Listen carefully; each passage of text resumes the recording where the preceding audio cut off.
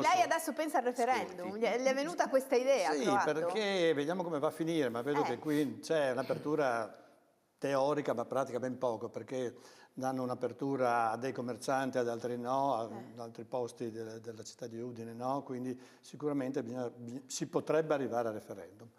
Stiamo pensando cosa fare.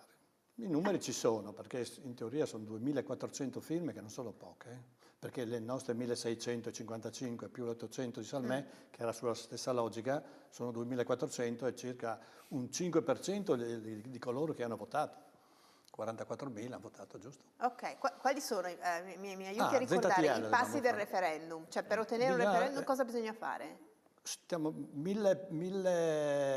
vogliono 1000 firme di nuovo, fatte però, come si dice, firmate alla presenza, autenticate alla presenza di un consigliere comunale o qualsiasi altra persona che abbia il grado di farlo, e dopodiché si presenta il referendum e va avanti praticamente quasi da solo, vediamo se lo accettano. Se dopo... No, non è l'amministrazione deve accettarlo, c'è un comitato che è composto, se ricordo bene, dal presidente dei revisori dei conti, esatto, dal segretario comunale e da un funzionario nominato dalla regione, vado a memoria, funzionario nominato dalla regione che valuta l'ammissibilità del quesito in calce al quale tutti i firmatari hanno firmato.